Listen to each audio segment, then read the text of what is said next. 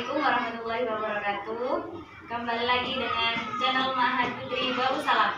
Konten kali ini kita akan membahas tentang fikih kontemporer dan di sini saya ditemani oleh Ustaz Saiful. Assalamualaikum Ustaz. Waalaikumsalam warahmatullahi Bagaimana kabarnya Ustaz? Alhamdulillah, baik. Langsung saja kita akan mulai dengan pertanyaan yang pertama, yaitu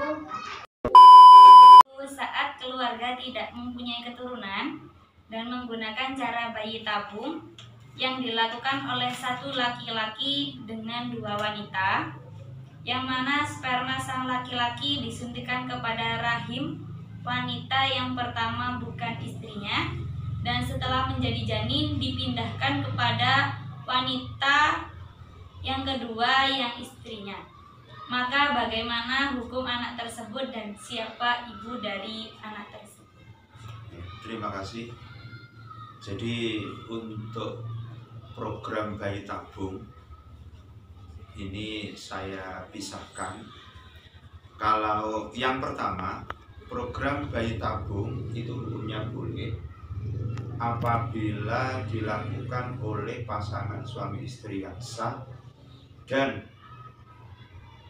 sperma dan ovum itu juga dari suami istri yang sah, kemudian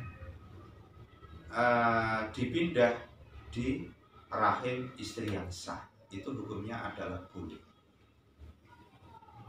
Yang kedua, hukumnya haram. Program bayi tabung itu hukumnya haram apabila sperma dan ovum itu dari pasangan suami istri yang sah tapi dipindah ke rahim wanita lain yang bukan istrinya, itu hukumnya haram karena terjadi kerumitan. Yang pertama nanti dari masalah warisan, yang kedua adalah masalah nasab. Masalah nasab itu intisabnya kepada siapa? Karena yang mengandung orang lain. Dan ini juga termasuk haram hukumnya karena itu sama dengan zina. Kenapa sama dengan zina? Karena yang dilakukan oleh suami istri tersebut itu menaruh benihnya itu yang sudah dibuai, ditaruh di rahim wanita lain yang wanita itu bukan istri daripada suami. Jadi itu hukumnya haram. Karena ada sesuatu yang rumit dan sulit. Nanti intisab daripada anak itu nanti ke mana? Apakah ke ibu kandungnya, sementara ibu kandungnya itu tidak melahirkan, ataukah kepada ibu yang melahirkan, sementara ibu yang melahirkan tidak punya benih. Artinya dia dia hanya dititipi saja. Yang ketiga, hukum program bayi tabung hukumnya haram juga apabila dilakukan oleh bukan pasangan suami istri. Itu juga hukumnya haram karena itu sama dengan zina, hubungan antar kelamin yang di luar pernikahan.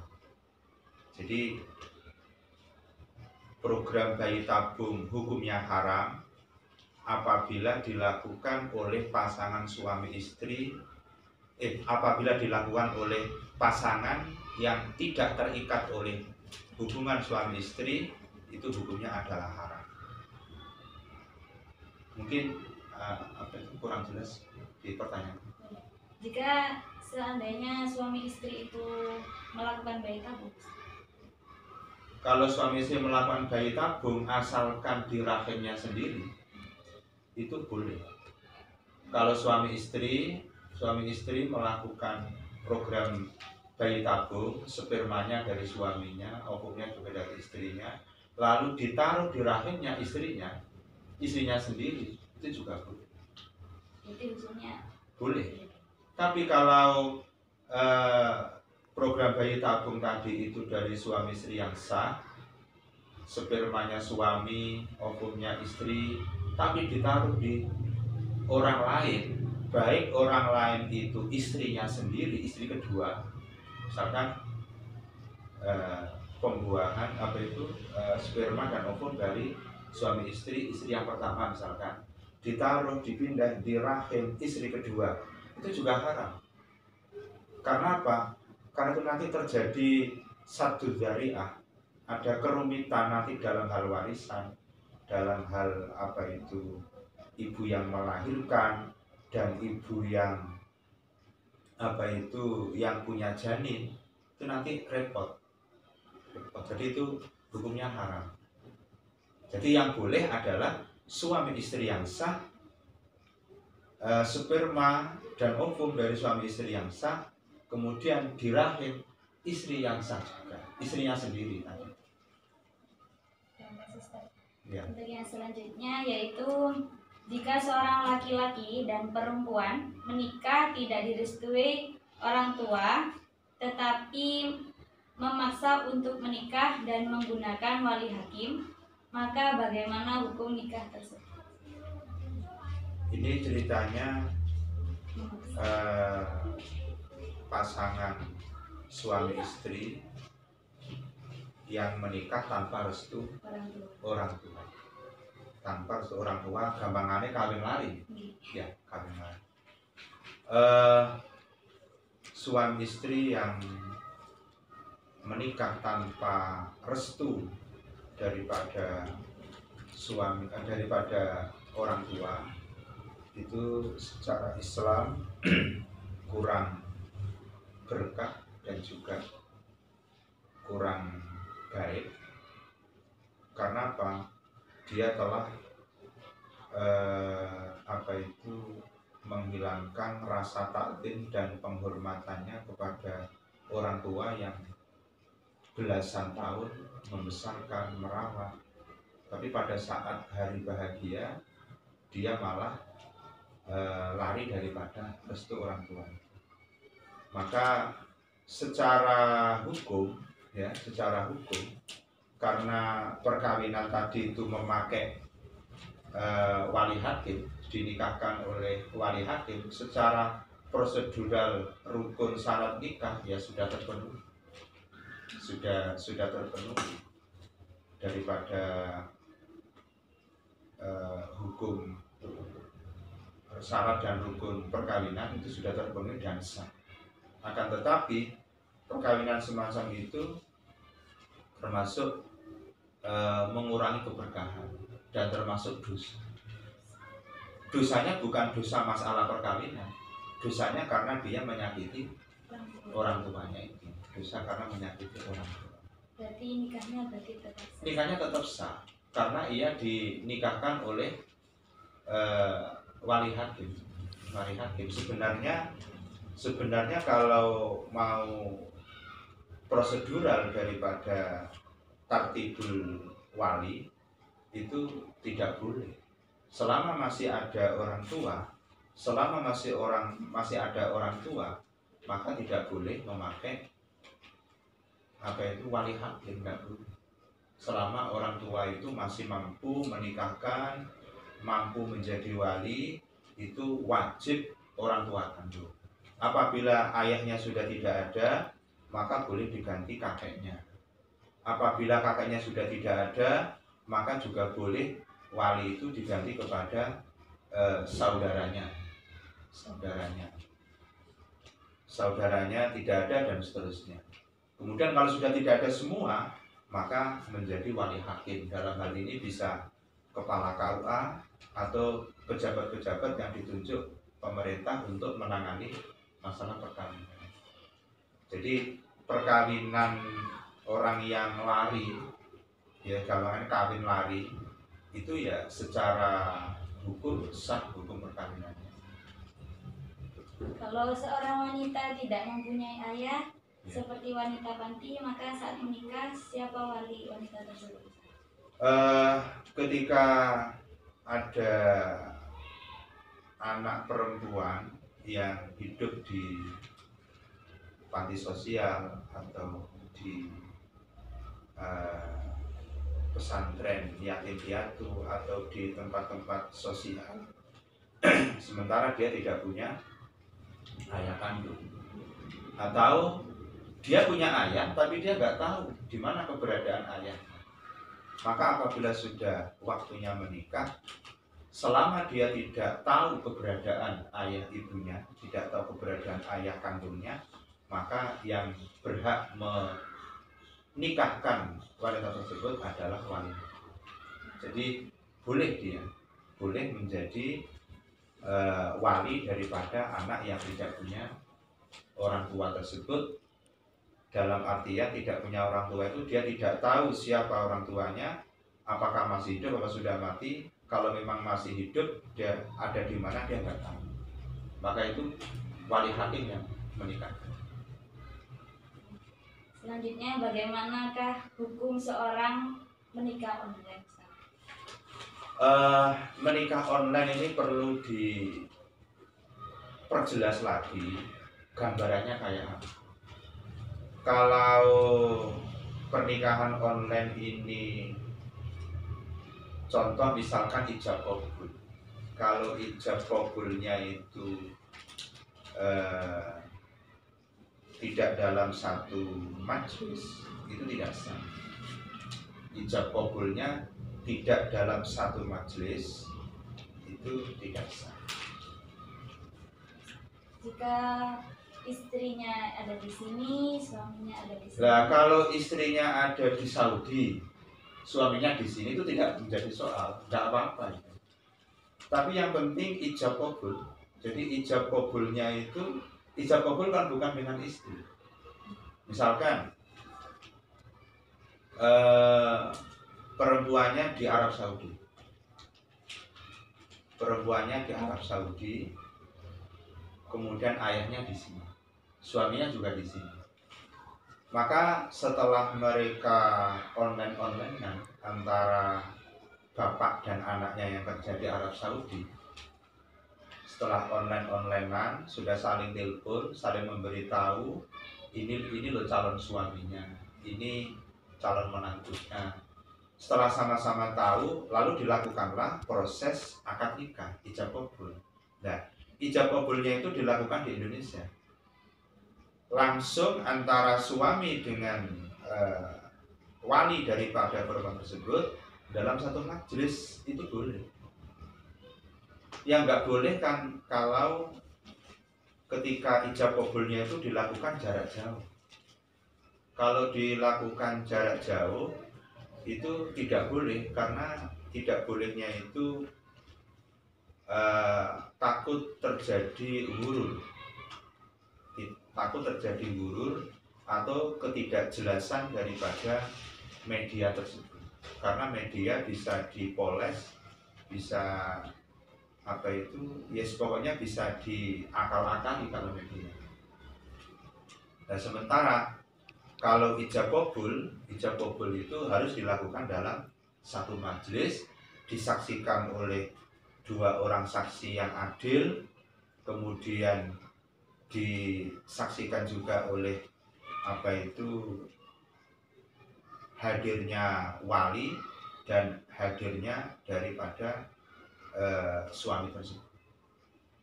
Jadi pernikahan online tuh kan pertanyaannya ini kan masih umum, kayak apa kan gitu. Kalau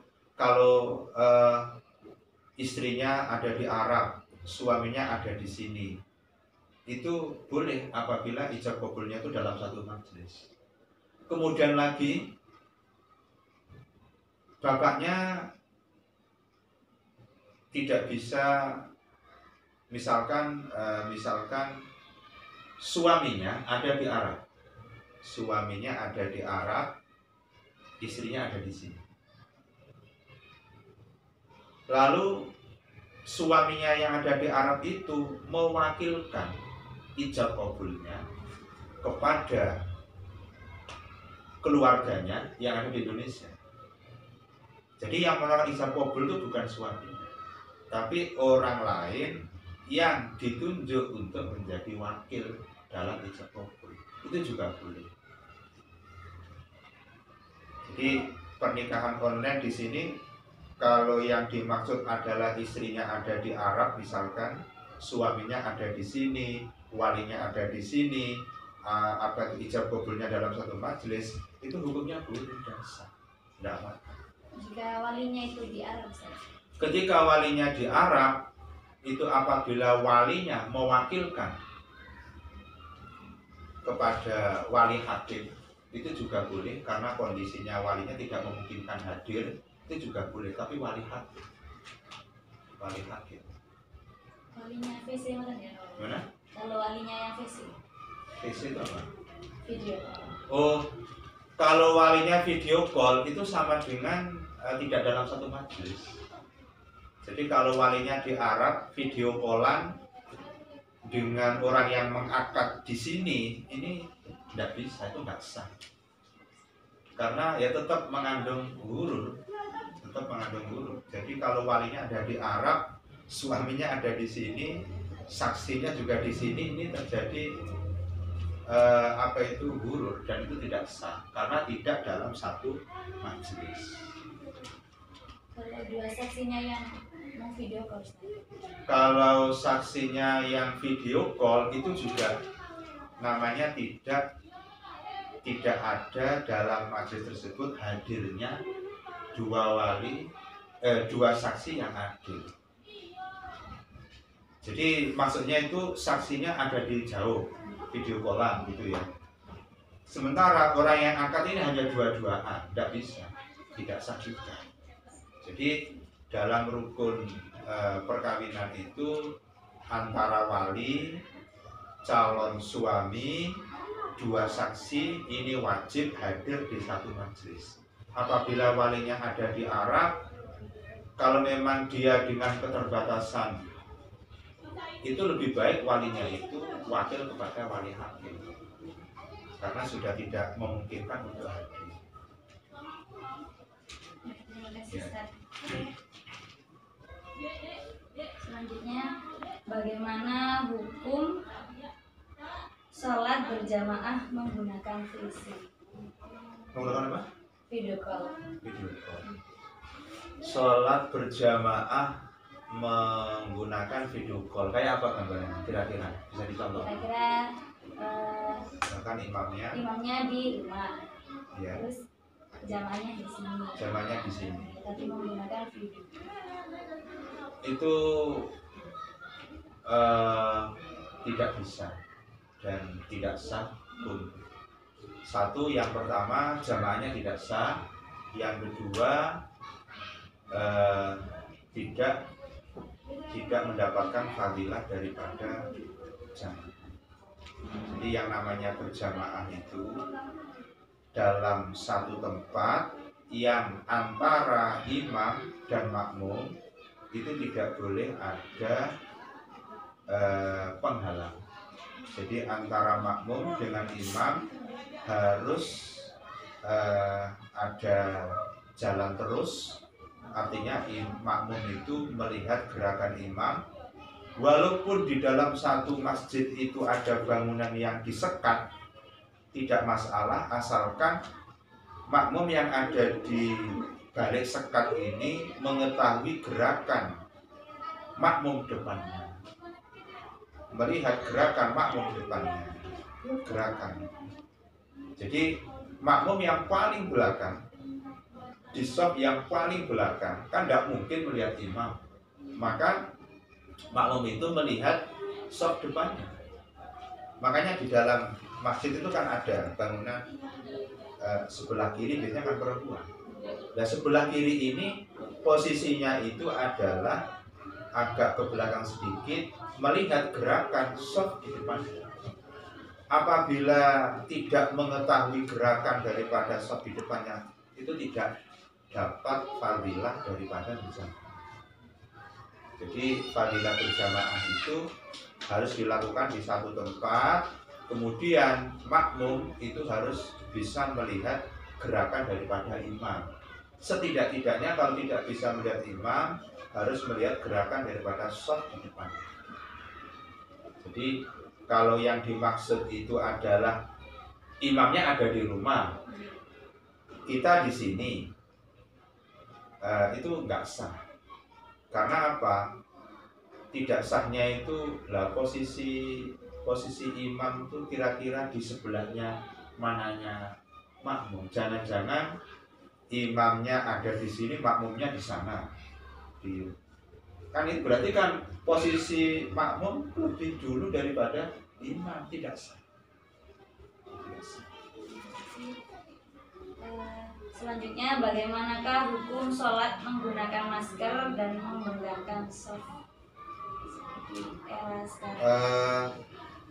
Bagaimana hukumnya sholat menggunakan masker? Sholat menggunakan masker hukumnya sah sepanjang masker tersebut suci dan bersih. Kalau maskernya itu najis, maka tidak sah. Karena sama dengan dia itu memakai perangkat sholat, yang perangkat sholat itu ada najis, dan najis itu menjadi penghalang sahnya daripada sholat. Jadi boleh hukumnya sholat berjamaah atau sendirian memakai masker, asalkan maskernya itu suci. Lalu bagaimana masalah renggangnya shaf daripada berjamaah? Kalau kita melihat fadilah daripada berjamaah, maka jamaah dengan merenggangkan shaf itu tidak mendapatkan fadilah daripada jamaah. Tapi jamaahnya sah. Jamaahnya sah, cuma tidak mendapatkan fadilah daripada jamaah. Kenapa? Karena yang namanya berjamaah itu harus merapatkan barisan. Apabila direnggangkan, apalagi 1,5 meter, karena itu saya gambarkan